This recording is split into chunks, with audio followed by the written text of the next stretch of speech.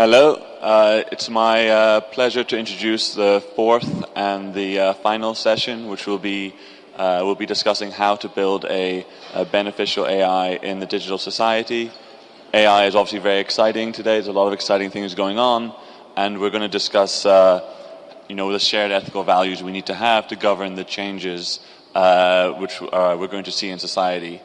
My name is Kadam Shuber. I work at the Financial Times. It says here that I'm a technology expert, which is much too kind. I'm a lowly and humble journalist. Luckily, though, I do have some experts with me on the panel.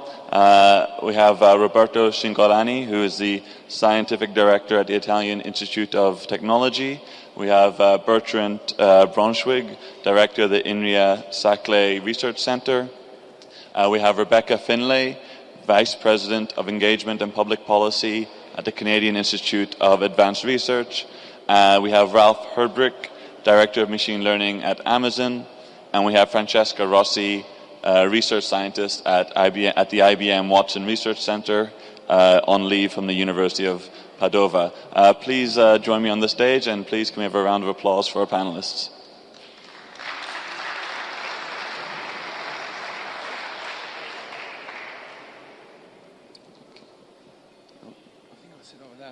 Yeah. I'm going to grab this one, and then if you guys it doesn't matter which one exactly you have. Okay, so the way we're going to do this is first we'll have a keynote from Roberto. After that, we will have some brief remarks from each of the panelists, and then we're going to try and have a fun and lively discussion for the end of the day before the ministers come over. So, Roberto, please feel free to take the floor. Yeah, thank you. There's a lot of debate about artificial intelligence, robotics, intelligent machines, autonomous machines. It's interesting to see that there are position papers from the main countries all around the world. You see, last year, the White House Office for Science and Technology released a document which is centered about the impact of AI, very optimistic, to my opinion. They address the threat of cyber war and the autonomous weapon, and in general, they discuss ethics versus transparency. Europe did something similar, but in this case, it's the legal office of the parliament, so totally different approach. This is more centered on robotics, primarily requiring regulatory frame, committees for an agency for governing and ruling human-robot interactions at large in the society. And there's an interesting document last year from the UK, very pragmatic. They simply make the rules. They say robots are artifacts. The responsibility stands with the operator, and the operator, the human, has to be identified always. Pretty much like a robot being a dog, and the owner is responsible for the animal. Actually, I think we should go back to, can you move forward? Oh, here. Thank you. Great. I think we should go back to some definition. I'm a physicist. I come from nanotechnology, so I like to start from a few technological indications. So we got used over the last few years in embodied machines. We are all used to caterpillars or to automation. This is very good to increase productivity, to help humans, to augment performances. And on the other hand, we are all used to non-embodied machines that are not capable to actuate movement, so they don't produce work. Force time displacement. This is TV, radio, television, so communications and entertainments. Now, a few years ago, machines became intelligent. So smart telephone computers, the idea was to augment memory and senses, to design, store, compute, sometimes replacing routinary jobs. And now the point is that this kind of intelligent machine is inserted into an embodied machine. So this is what we are afraid of. Intelligent machines like humanoids, autonomous machines, of course they increase productivity, they help humans in disaster recovery, in personal assistance, but obviously they might replace humans overall. And this is actually something we're afraid of. Possibly not very realistic, but as a matter of fact, it's something we should discuss. It's time to discuss. I'm not really pessimistic, I'm not really optimistic. I think we need some only to discuss these things, we should not be afraid of what we don't know. We should better study it. Now, I think the first take-home message is that we should get used to the fact that innovation is very fast, and in a sort of neural model of society, we need time to metabolize innovation. If you see what happened with the aircraft, it took 120 years to be accepted as a common transportation technology. Domestic appliances, maybe 200 years. And if you see, there's a very interesting plot about the ICT, actually. If you see what happens over the last few decades, this is in a logarithmic plot. It reports how many years it took the US population, 1/4 of the US population, to get used to a specific technology. So it took 40 years for the telephone, 35 for the radio, 30 for the TV, 20 for the PC, 15 for the web or so. So you see, faster and faster. And clearly, AI and intelligent machines are getting faster. So that means that in the past, there were maybe 3-4 generations.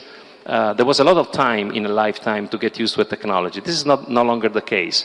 And actually, this is something that happens in many other fields, not necessarily high-tech fields.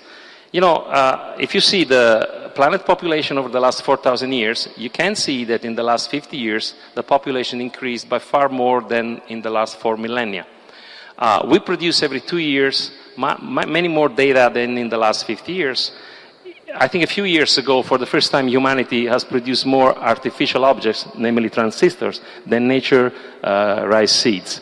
So clearly, what people like to call the singularity is simply a matter of a number of users that is increasing, and the fact that the information propagates much faster than neural information. An email, technically speaking, is faster than a neuron signal. So we have to consider that these things are changing the paradigm of metabolizing innovation, understanding innovation. So a take-home message could be the first one, is that we've seen that simply changing from silver nitride to silicon, the industry of photography has changed completely. Similarly, passing from a switch, which is a resistor, to a capacitor, the touch screen, the telephone and the computer industries have been changing a lot.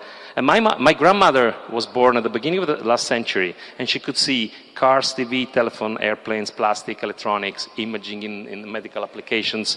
She could see so many new technologies, and she had the time to get used. Whereas in 7-8 years, what happens lately was really too fast. So one point could be, socially, I think we need to accelerate the capability of citizens to adapt to the change and to reconvert workforce. This is something, I don't have solution, of course, nobody has solution for that so far, but clearly we need to invest in continuous learning. School finishes at 17, but learning and getting used to innovation should never stop. And somehow we should create social awareness about the importance, the risk, the perspectives of technologies. This is something I think often is neglected in advanced countries, and I think it's very important for for the future generations. The impact of these technologies on workforce is something under debate. I mean, this is an interesting plot. Here you see that only creative jobs have been increasing despite the crisis over the last few years, but cognitive routinary jobs and manual routinary jobs were dropping, whereas craft jobs actually were stable or slightly increasing. That means that whenever you need creativity, jobs increases. When there is no creativity, when there is routine, jobs are going down. No way. If you ask to the big companies, which are the most important actions to be taken for the industrial strategy, this is a WBO document, World Economic Forum, document. You see that 65% of the companies say that we need to invest in reskilling current employees. That's a terrific problem. It holds in company and in society. And if you ask to the companies what are the main obstacles to the change, 51% will say there is not sufficient understanding of disruptive change. So again, this has to do with understanding innovation, having awareness of the technological trends, and so on and so forth.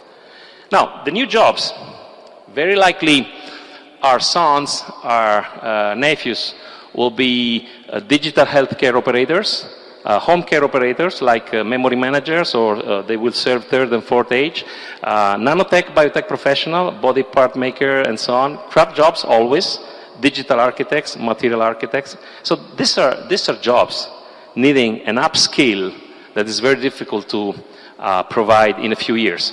In the past, we had 30 years to upskill the new generation. But here, you have to recycle workers in 5 years on something extremely difficult. I'm not sure we are ready for that. Another question, which is the fourth message, is this problem local or is this problem global? And I dislike the name, but I think it's global, so something in the middle. I mean, if you consider the Human Development Index, sorry, some Italian there, this is the normalized product of life expectancy, years of school, and per capita GNP, you see that where this index is 1, so the black areas, people don't have big problems. These are the so-called advanced countries. I think the G7 is more or less represented there. But there is a large part of the planet where the Human Development Index is 0.5, so middle age level. Now, what is the role of technology? The role of technology would be to reduce the gap, increasing the average, of course, leveraging the average. And can you believe how important will be agri-food technology, genome editing, CRISPs, precision agriculture, smart packaging, of course, ICT, AI, big data in production, pharmacochemistry like drug design by computer rather than trying with chemistry. Okay, this is something we have to do because this is our duty as advanced countries. But then the model we want is the issue. What kind of society? Homo habens, first arrived, first served, local growth of GNP, robot to increase productivity, multi-speed society, or something like Homo sapiens 2.0, in which maybe robots are used to improve processes, reducing carbon fingerprint, water fingerprint, energy consumption. Robot, of course, replacing humans in difficult environments, and in general, global sustainability becoming an indicator of local growth, just like GNP. This is something I would, before concluding, I would put into the list of things to be considered. In the last couple of minutes, I just want to show you something about AI. This is my son, my third son. We created this son like everybody else, wet technology we call. This is the hard technology. It's another son. It takes 400 parents. It's very interesting because they look pretty much the same. The point is that my son, as everybody here in this room, has 10 to the 14th synapses and a 3D structure for the brain, making 10 to the 16 operation per second. And with approximately 1,500 kilocalories, never stops for 2 days. The other one has a silicon structure, 200 watts for 10 to the 8 operation per second. And with the 1,300 watts, stops after 2 hours and can only do few things. So this is to say that possibly the fact that my son and all of us is just an advanced architecture of 6 atoms, the typical 6 atoms of the organic world, whereas the other needs at least 30 atoms.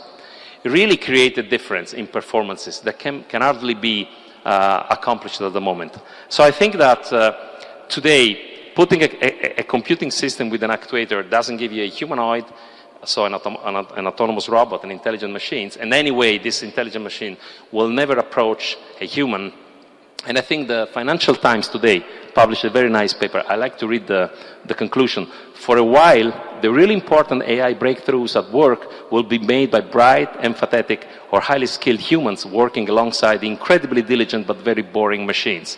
And since we do this kind of hardware, I believe this is the status for now and possibly for the next 10 years. Obviously, there are rules we should consider. Very likely we will see billions of robots connected to the cloud, maybe with a very fast communication protocol. I say 5G, could be 6G, whatever. 1 gigabyte per second cloud with 300 millisecond burst, typically, to operate with these machines. But then the problem is who owns and control the global infrastructure for AI? Because this means that you have a big computer, maybe 30 to 40 megawatts under the ice somewhere, and all the robots connected to this computer. This will be a global repository of the intelligence, and I think we should ask ourselves how we're going to manage this in the future. Finally, and it's really the last, future homework, this is the take-home message number 8, we need to talk about regulatory aspects of human intelligent-machine interaction.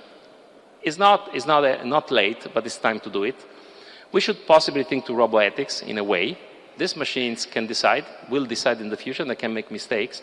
And of course, privacy. And I think this is already a big list of things. We should not be catastrophistic. We should not be too optimistic. It's just time to talk, discuss these things in a very unbiased way. Thank you.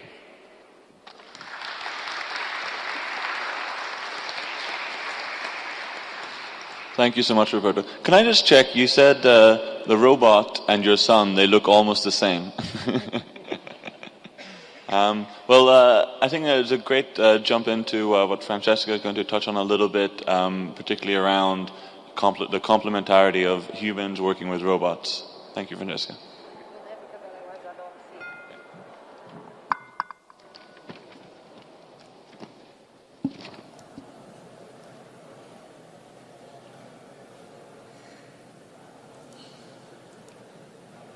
Yeah, so in this very brief talk, I would like to really connect to what was previously said about the fact that in the future, I don't think only in the near future, but also in the long term, we will see like hybrid teams of humans and machines working together.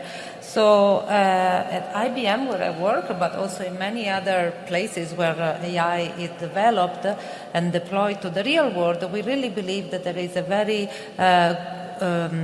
good and interesting complementarity between humans and machines. So there are many things that we know how to do much better than machines.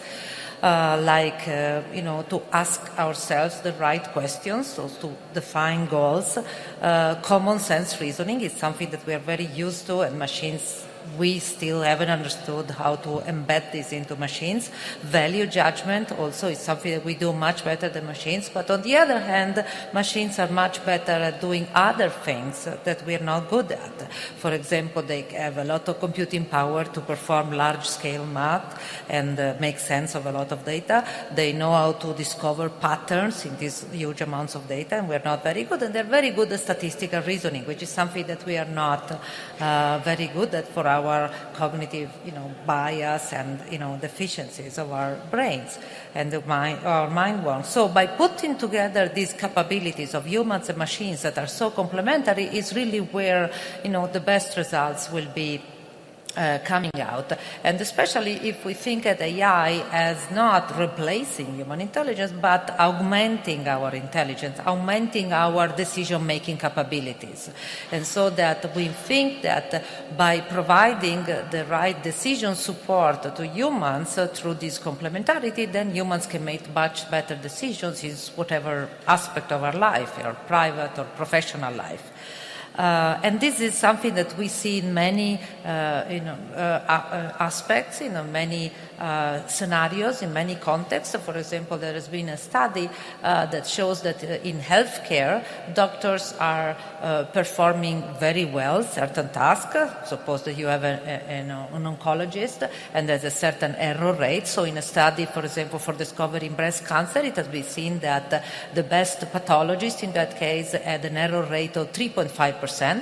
And then the best AI system doing the same task had an error rate of 7.5%. So if you stop there, you'll decide that humans are much better than best AI system. But when you put them together, actually, the error rate goes down to 0.5%.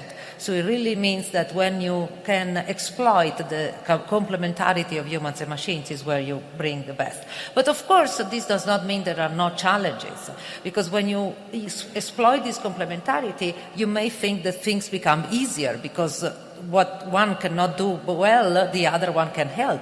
But in fact, if you want to use humans and machines to go well and work well together, this needs to be really a team where the human trusts the machine and when the machines can communicate naturally with the human. So you need a lot of deep natural language understanding, which is not there yet, common sense reasoning, theory of mind, so being able to model what the human needs and in a proactive way provide it, and then a capability of learning not just from vast amounts of data and examples, but also learning from few examples, learning from learning high-level concepts like we do when we learn, so that you don't have to start learning from scratch all the time. And also there are a lot of ethical challenges, besides the ethics of the impact of AI on society and economics and the workforce and so on, but also lots of ethical challenges here, because you want these machines that work together with humans to really behave ethically, according to ethical principles that you expect from this team,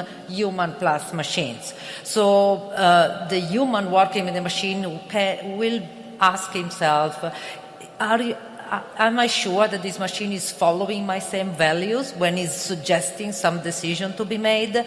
Can I trust the decision that this machine is going to make or suggest me to make?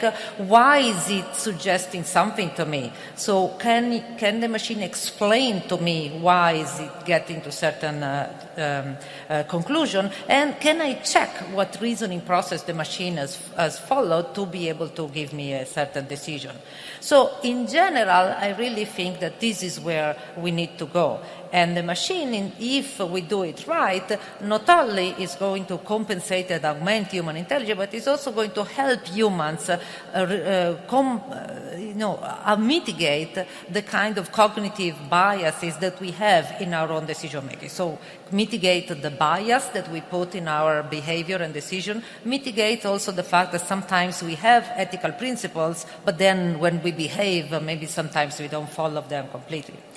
And then, of course, as we mentioned, there are a lot of ethical issues about the impact and the use and development of AI, and the fact that we need to trust those that produce and develop AI, like the corporations that develop AI and deploy it in our real world in many sectors. So there has to be enough accountability for the corporation, enough responsibility, so that they can be trusted in the way, for example, that they handle our data. So IBM in this respect, but also other corporations, put a lot of effort in trying to really make sure that data is handled with the most care. The last point I want to make is that I'm very optimistic that there are, like this conference is a multi-stakeholder conference, and I think this is the way to go. Right now there are many multi-stakeholder initiatives, centers within academia or in general, but multi-stakeholder, and these are just a few of them. So there are Future of Life Institute that has started more than 2 years ago, very multidisciplinary conferences where there were computer scientists, AI people, philosophers, psychologists, even science fiction writers, to all together discuss, economists, to all together discuss issues around deployment of AI. Or, for example, you see here the AI for Good Global Summit organized by the UN together with AI people to understand how AI can help to and can be exploited towards the Sustainable Development Goals.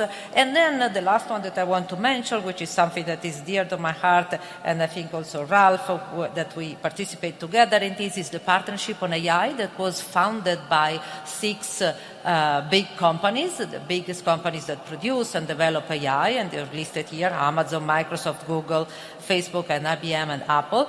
But although it was funded by corporations only, the role of this corporation is to bring really the voice of real-life deployment of AI and the possible issues, then the idea is to really serve as a common platform for multi-stakeholder discussion to address these issues all together. So there are already a lot of other members, more than 30, and you see some of them listed here.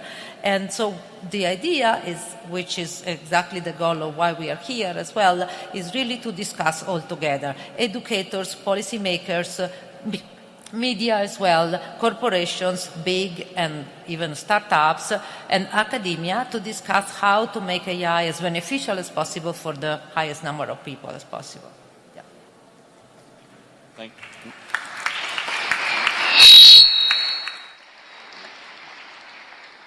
hope that wasn't me. Thank you so much. And now, Bertrand, you have the floor, and I think actually you'll overlap very nicely with some of the things Francesca mentioned about trust in AI and how humans trust them.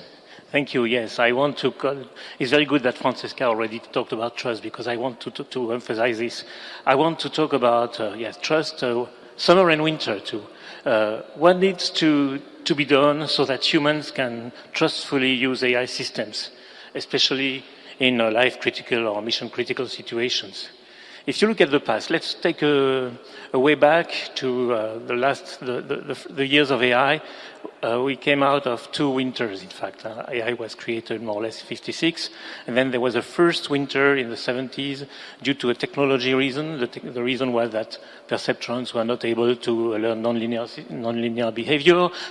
The reason was also that the systems developed at that time were not able to solve real-world problems. That was the first AI winter. The second AI winter was also a technological winter. It was the winter for expert systems because there was some problems of consistency, problems of size of knowledge base, size, reasoning mechanism, scaling up, etc. So the first 2 winters of AI were, technological. Now, I would say we are in the spring of AI, or maybe summer, I don't know. Maybe summer, you say spring? Anyway. The next winter, there surely will be a next winter if we don't pay attention. Might not be technological, but it might be societal because of the people saying we don't want this. And so we have to pay attention to this question of trust. Let me take just an example of a discussion that I might have with my bank's chatbot asking for a loan. So, is my loan accepted? And the chatbot says, no. Okay, too bad. Why this? Can you tell me why? No. Why can't you tell me why? Because I'm an artificial intelligence system built from learning from a lot of data. Okay, but at least can you prove that your decision is correct? Oh no, we don't know how to prove this. Okay, but then do you have some kind of certification from some external authority? No, it's not possible to certify an AI system at the moment. And so we have to pay attention to that. We have to be able to explain, to answer these very important questions. Of course, this is not a life-critical situation, but imagine that if you look at an AI system advising you for the next video that you want to look at on a transatlantic flight, well, if the system makes a mistake, no big challenge. But if the system is monitoring a nuclear power plant or driving a car, etc., then you want it to make good results and you want to have some kind of certification. So in fact, we are good at certifying, proving, explaining a lot of systems. Deterministic systems, conventional systems, we can prove them. I come from INRIA. INRIA has a lot of experience in proving, verifying, checking software, conventional software, but not yet in statistical software, especially when doing machine learning online. Machine learning is really a big challenge for AI. We have to think on how to prove that a learning system meets some expected specifications. But we don't have formal specifications of what the system should do. For example, if it's distinguishing a cat from a dog, you cannot develop a formal specification of that. We are away from a real-world specification. Moreover, the system changes a long time because it's learning, so the specification is somehow moving. And it also depends on the data, it depends on the quality of data. So all these are really important problems that we need to address. Explanations are on the path to certification. If we are able to produce good explanations, then we are better off with certification, proof, verification, etc. So in fact, we need a big research and development plan for verifying, certifying, proving AI systems, especially in the presence of learning, including deep learning. This is good for for us, as I'm in a research institute, so you cannot find this technology available at the moment. We have to do research. It's a long-term program. What is very good is that some people have started. For example, recently DARPA has initiated a program called Explainable AI, and the first project about it have started this year. In France, we have a few initiatives like the Transalgo initiative, which is for the transparency of algorithms.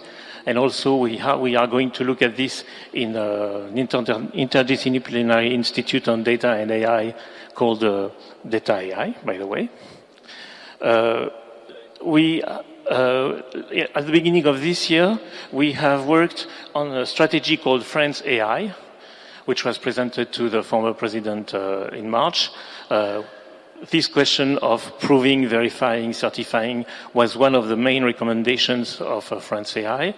Now, the current president has given a mission to Cédric Villani, who is a famous mathematician and also deputy at the parliament, and president of the Science Council of the French Parliament, to to work on the strategy for AI for France, to be delivered by January.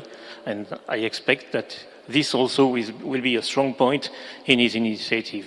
So if we don't do that, if we don't go to certification, verification, explanation, as I said initially, the next AI winter, hopefully not soon, but might be social rather than technological.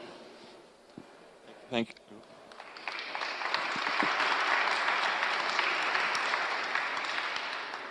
Thank you, Bertrand. Slightly a little more pessimistic, I think, than and now, Rebecca, the floor is yours.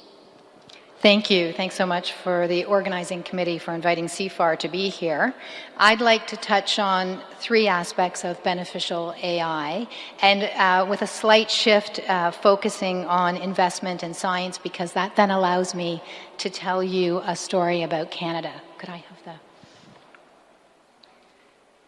So first, I'd like to talk about the importance of long-term government investment in fundamental AI science and scholarship as a way to drive beneficial AI.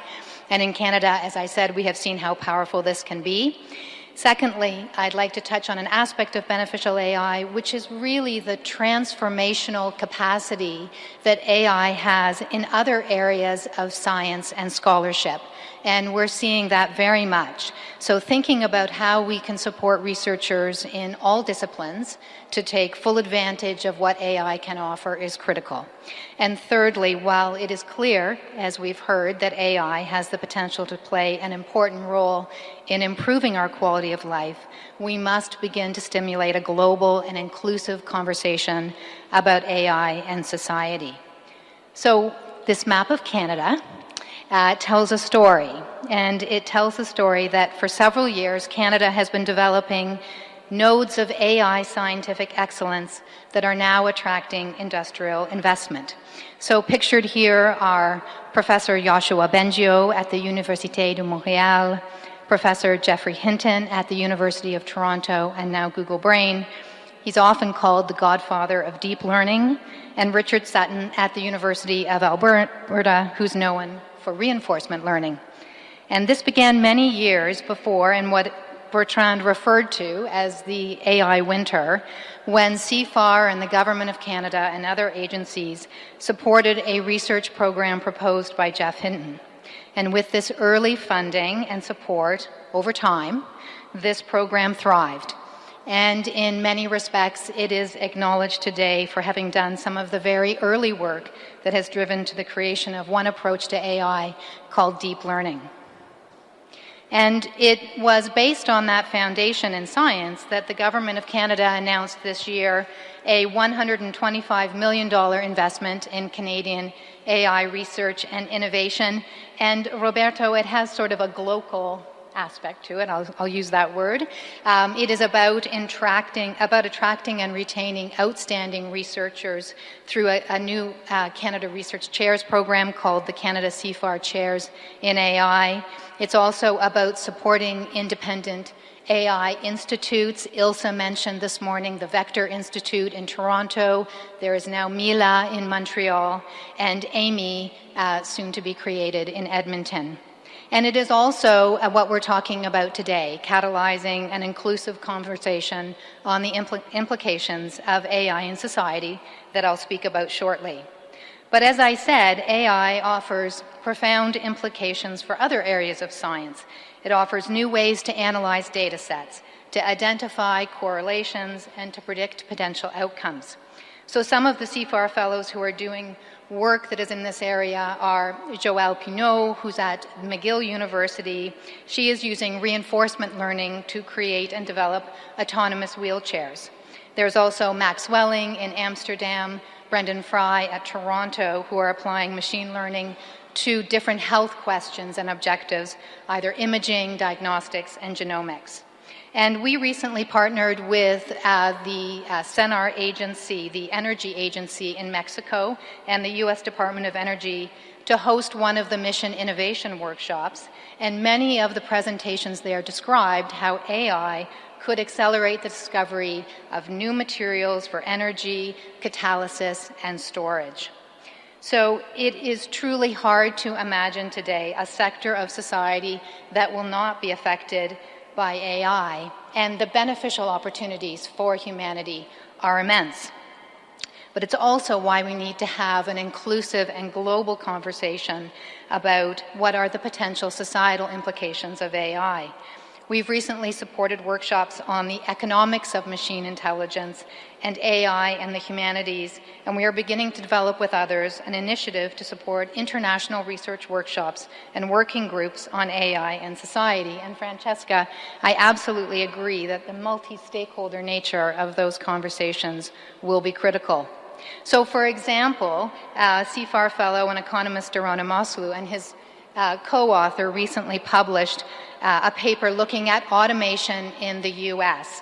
and identifying that clearly there could be disruption that could be costly in the short term due to job losses concentrated in certain sectors. So all of the questions that we talked about today, from privacy to the meaning of consent, statistical bias, transparency to understanding human-machine interactions and the future of work and education, require a multi-stakeholder conversation that engages both AI scientists and social scientists. There are many questions that ethicists and legal scholars, sociologists and political scientists, both in the developed and in developing nations, need to focus on if we are truly to ensure that we create AI that will benefit society. And of course, philosophers. And as Daniel Dennett said in his recent book, I'm not worried about humanity creating a race of superintelligent agents destined to enslave us, but that does not mean I am not worried. So today's discussion is timely, and I commend Italy for putting this topic at the center of the discussions today. And as a Canadian, I am looking forward to seeing this remain a focus when the G7 meetings are held in Charlevoix, Quebec next year. Thank you.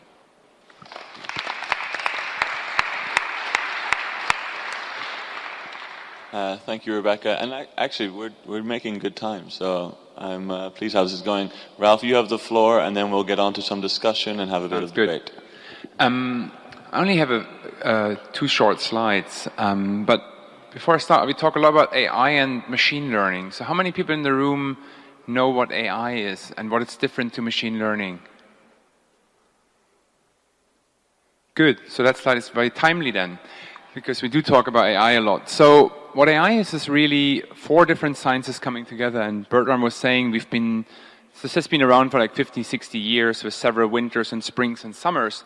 It's at the intersection of computer science, because it's on computers and artificial systems, statistics, because it's often pattern detection that the field of statistics has studied for many years. Neuroscience, because the best proxy to an intelligent system we know is ourselves, and the best machine we know is our brain, and understanding how the brain processes information is the science that helps us to build artificial intelligence system. Now, what artificial intelligence really is, it's a field that embodies many aspects of intelligent behavior, like how to represent knowledge, how to gain knowledge from observations. That's what we're really good at. We're looking, young children, we're looking at a scene. We can very quickly infer what's on the scene, or we can hear what's being said. But then reasoning, making long chains of reasoning about situations in the real world, and planning and eventually acting on it. And what machine learning is really only a small subset, very popular lately. It's the one, and my best way for me always to understand it is taking a timeline. It's the one where you take data from the past and translate it into predictions of the future. Now, some predictions, when you do it with systems that were called non-embodied, are pretty short-term. So when you do advertising, you look a minute into the future. You want the system to say how likely is the customer going to click on that ad. Some are further into the future, like when you do a supply chain management and you buy fashion. You go all the way to 18 months in the future. How many of these white shirts will the Italian market demand in the next 1.5 years?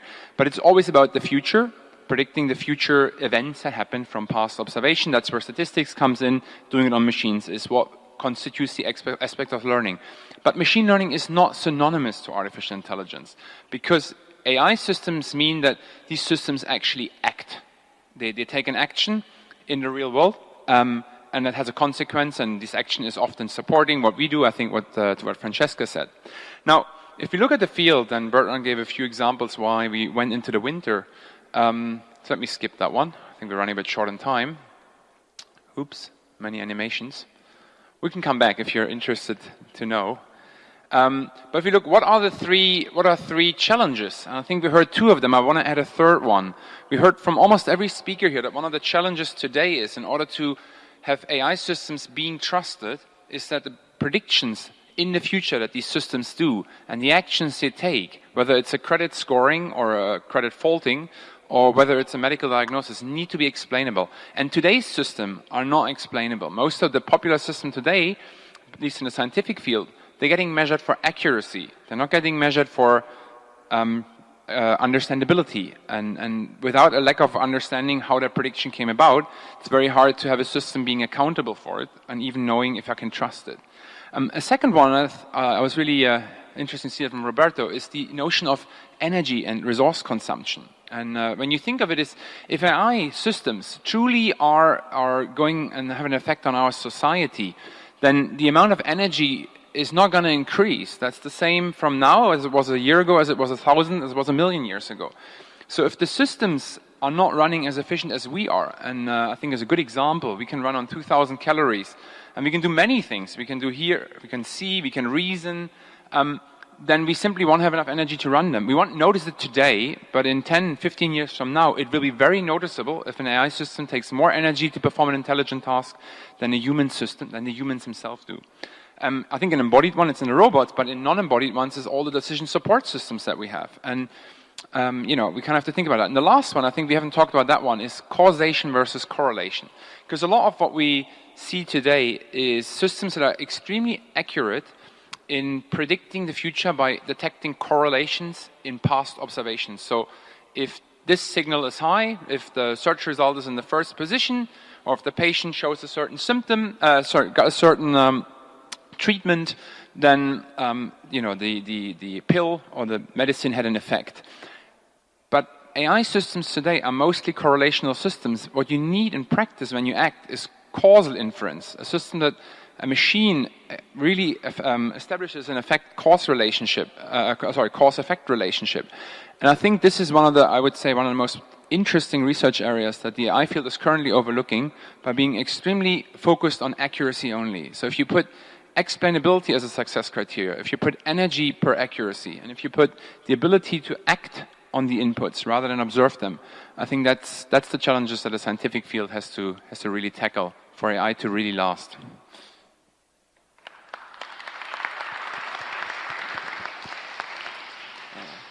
Thank you. Actually, I think we can start Bertrand. Bertrand has a question for you, Ralph, actually. Yes.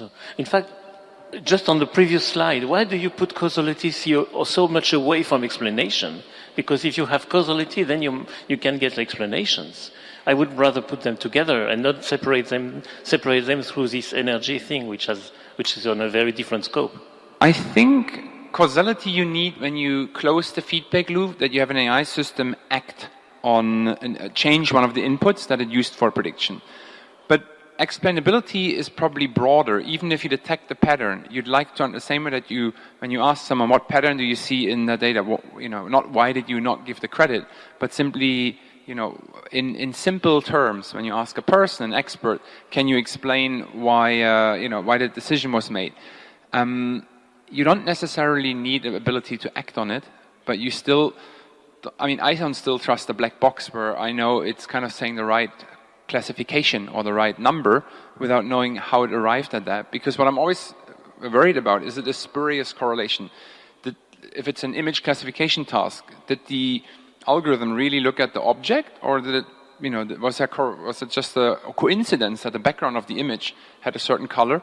And so even if I'm not acting, I feel explainability helps me gaining trust in a system, whereas causality helps me making good actions makes machine doing good actions. So I think it's broader, but they're close. I'll give you that.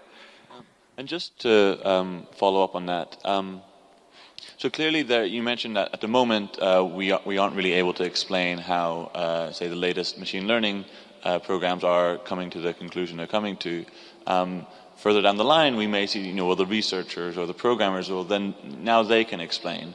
But for the public, and particularly given that the leading edge of AI research is being done by a handful of very large companies who have many millions of customers interacting with them at any one time, how do you take that need to explain and then make it accessible to the public so that they know how a computer they've interacted with has come to the decision that it's come to? I think probably the first thing, you said most of the research, tell me if I'm wrong, is done by big companies. I think when I go to major conferences, there's still a vast majority of people who are not working at big companies that conduct that research. I'm really pleased about that one. Now, why do you need to make? I think one of the things that I skipped was that slide about customer experience. Like, for any successful business, for any business to be successful in the long run, it has to focus on its customers. And so there were inputs that I had in there, what we call the virtuous flywheel at Amazon, that we believe if people have more choice, it's a good thing. They've never asked for less choice. If they have more convenience, they can speak to a device rather than type. And if they have lower prices.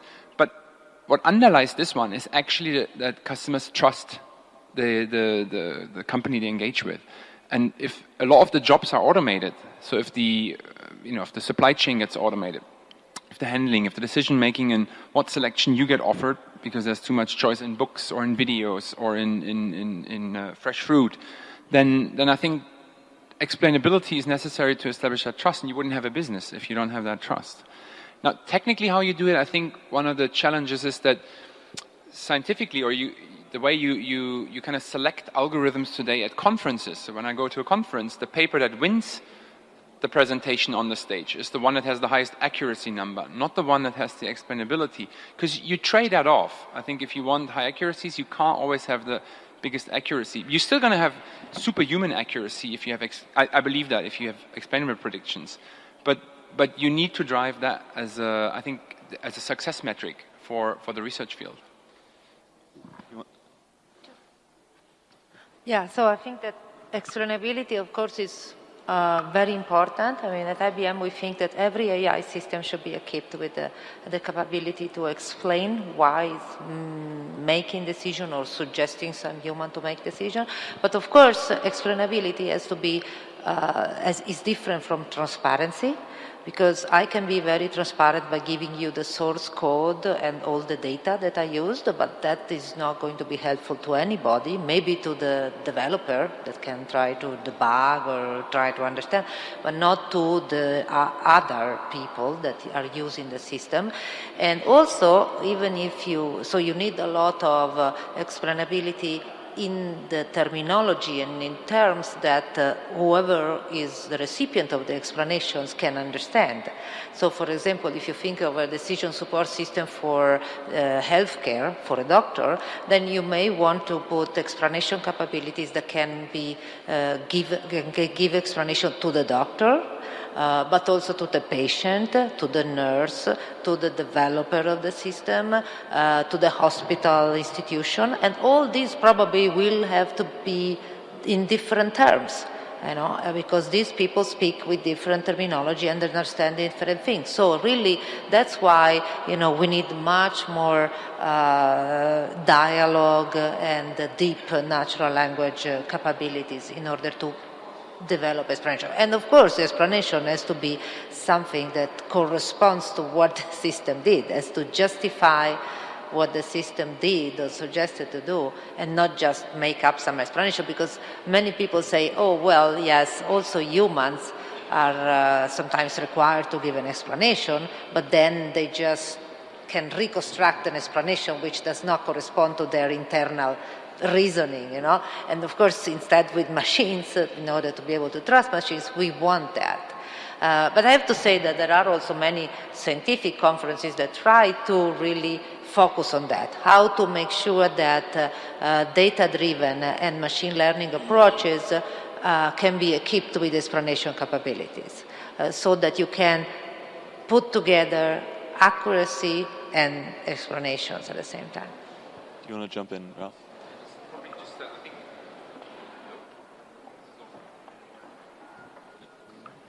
Okay, I'll try that one. So I think you were asking, how could you, just to give you a glimpse, how can you make systems explainable? So the two approaches that are currently followed is, the simplest one is if-then-else rules. Instead of describing something through a neural network, you basically say, the prediction follows if this condition happens, then make this prediction. That is understandable for people. That's how people explain to each other a decision. A second one that people are using is prototypes. So what I mean by this is if a system, an AI system is trained to detect water bottles, what you'd like to know is which kind of picture is the most prototypical for making the water bottle prediction. And so you propagate the error the other way around. Rather than saying, I want to make the best prediction, you say, given the prediction is water bottle, what does the input look like to the system? What's the artificial retina that most typically stimulates the prediction? And that gives you a bit confidence, because now you can explain why that black box is making certain classification. You can do it with sound, you can do it with video, but these are the two technical approaches that people use in order to get explainability into an AI system. And Ralph, you talked about explainability being driven by, if a company wants its customers to trust its product, then there's a commercial incentive, therefore, for it to make sure it does a good job here. Rebecca, I just wondered if you have any thoughts on where this should be driven from. Should governments create rules to say, if you're going to have a product in the market that is driven by machine learning, you have to do X, Y, Z? Or do you think actually that sort of commercial imperative, which is, well, people won't trust products they don't understand, will that be sufficient? Well, I think that's a good question, and maybe I wouldn't agree with the trade-off between the two different perspectives that you've taken. I don't think that the history of innovation would tell us that we should slow down innovation. I think there are remarkable advances taking place both in the private sector and in the publicly sector-funded research domain, and those are all going to improve life and humanity. At the same time, we want to make sure that as this technology accelerates, that we have good and well-informed government response. And I think that comes from engaging with policymakers, political scientists, individuals who understand that at the end of the day, AI is endogenous to society. It is created within social norms, social structures, legal constraints, legal rules, and otherwise, and we need to understand these systems in terms of whether our current regulatory frameworks that are in place are sufficient, or if we need to have new ones. Yes. In fact, 20 years ago, AI had no impact, almost no impact. And this has changed enormously. So now what I see is that everyone now is conscious that these questions need to be addressed. The companies, of course, because their customers need it. The governments, because they have to do the regulations. The research community also is very aware of the research needs that are implicated. So I think there's a very good sign at the moment that everyone is really conscious that these questions have to be addressed. They are going to be addressed, yes, in a multilateral way. I don't think that they can be addressed separately. So, well, let's say that we are in good shape for the future, but still these are some very difficult scientific questions, so it will take some time. And on this question of there needing to be a multilateral approach, I mean, we already see in the digital economy, consumers in the US will have a very different attitude to their data and privacy to consumers in the European Union, to consumers in China. And so, Roberto, why does it need to be a multilateral approach? And B, are you confident that it's achievable, given that actually we can already see a kind of fragmentation in the different approaches to data and privacy today? I believe that this is something that will require an increasing collaboration between public and private. I mean, definitely in our countries, the role of the public in boosting development, research is very important. On the other hand, companies, they create wellness in the country. So I think we should, on one hand, hope that public and private collaborate, especially in something so important for the future of the society. But let me spend just a few words about my feeling in this area. To some extent, I think that all the debate about AI, though very important, I mean, still gravitates around the concept of give me an algorithm, give me a set of data as big as you want, unaffordable for a human, but give me an algorithm and give me the data, and the computer will perform much better than any human. So. Yeah. Okay, so you can predict, you can understand, you can find little tiny details into impressive amounts of data, and you can be predictive, you can make much better decisions as long as you have an algorithm. Now, there is another level which is much more creative, in which there is no algorithm. Can you give me an algorithm for the status of mind of a poet or an artist when he decides to make a drawing or to compose a new song? Okay, this has no algorithm. You can simulate an algorithm, but it will never be an exact algorithm. So I believe that as long as we consider AI and related technologies, including deep learning, machine learning, as tools to make our life easier, to be more predictive, to try to minimize the risk of our future decisions, that's perfect. It's a fantastic tool, just like robots, embodied or non-embodied. It's just a tool that we have to improve our life. Now, the mistake, to my opinion, is that we want to push the discussion to a level that AI becomes something humanized. There is no point. I mean, we have biochemistry. Our body is created to operate in a biochemistry interaction with hormones. Put dopamine in a caterpillar, nothing will happen. Put dopamine on my muscles, and I will be stronger. That is because the brain has been developing in 3 billion years in a way that the same cluster of neurons will supervise your capability to understand the language and to move the tongue, or to see an object and then to grasp an object. So recognition and grasping. So this kind of synergy, which is regulated by biochemistry, there is no point to try to be replicated into a machine. Silicon is silicon. Let's use this as a very good tool. Maybe I'm oversimplifying, but I think that should also cool down people that are too much worried about the business of AI. But for example, someone like Elon Musk, for example, is very worried about AI, and he's making a lot of noise about it. And in particular, he's worried about AI becoming like a nation versus nation arms race. The country which has the a better position in terms of artificial intelligence technology will sort of be the dominant power in the next century. May I give you a two-level answer? Okay. The first level is more institutional. I believe it's good that we discuss these things. I mean, every technology has a dark side, and this depends on the operator primarily, normally. And so it's good that we have a debate, we discuss these things. Fine. So I think Elon Musk gave a contribution, as Stephen Hawking, when he said in the Financial Times, in 1,000 years, we might possibly have a big problem. Okay, let's see, let's wait. But we have more urgent problems now than in 1,000-year AI. On the other hand, I give you a less institutional answer. Honestly, I believe that a machine can be very intelligent, but will be never arrogant and aggressive because it has no hormones. So I don't see why an intelligent machine should be so stupid to be willing to be the emperor of the planet. You know, so this is typically a mistake of the humans, not of an intelligent machine.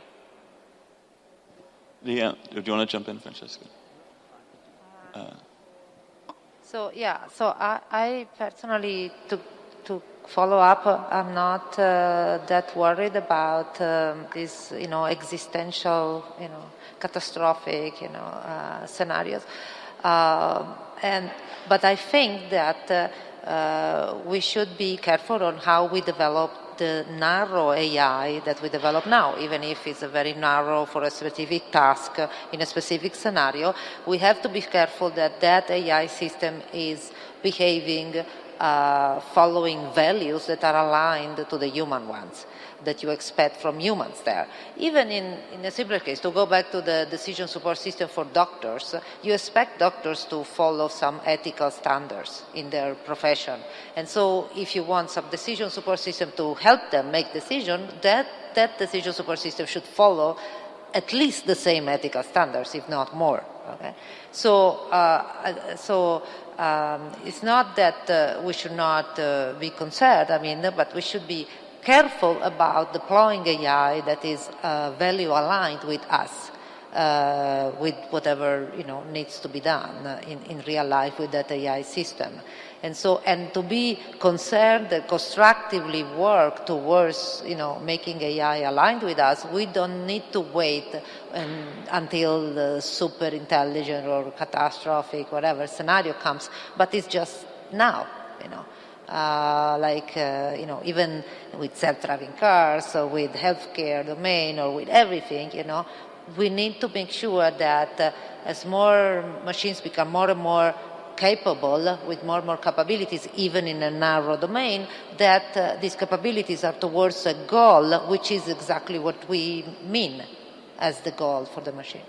And if we are if we're so concerned with making sure that any program is aligned with our goals, how do we also avoid replicating our own biases or reinforcing our own systems of discrimination because we're basing the AI based on the data we already have? How can we avoid that? There's some technical capabilities. So the simplest one, as I said, is if you're aware of certain biases in data, let's say gender biases that you have because you collect, across nationalities, it's not reflective of the nationalities of the one you want or just genders. You can what we call upsample. So you basically take the training set and you weigh those records that represent the underrepresented population. Less, you weigh them more, so they have a higher influence in the cost of the function that explains it better. So these are some technical tricks. But I think the other thing in this discussion is, what is the baseline? We're kind of thinking an AI system makes a mistake, but how many mistakes would humans have made for the same decision? How many biases would they have amplified? And I feel this baseline is not unimportant. We had a project. I was really pleased when you talked about AI in agriculture. So in one of the agriculture things is the ripeness of products. Today, 50% of all fresh produce goes to waste. If you know that 50% goes to waste and the system has only 60% accuracy, that's actually fantastic. That's like 10% more than humans could make, even though 60% is not what we usually rave about as AI researchers. So I think the baseline is also an important one to consider when you kind of talk about the value that an AI system brings. We're judging a lot by mistakes, but these mistakes also happen when and so the same goes for, I think, biases. I think we can actually control and compensate for biases better with such system than entrusting few individuals to compensate for them when the data is vast. was just going to say, I hope it may well be the case that all of the discussion that we're having about bias in algorithms will help us to understand better the unconscious bias that we all have as humans as well. So if it raises that to a higher level of discussion, I think that's a worthy thing. So unfortunately, we've just about hit our time. I'm really sad because I'm enjoying this conversation. But thank you all for being on the panel. Thank you for listening, and thank you to conference organizers for having us.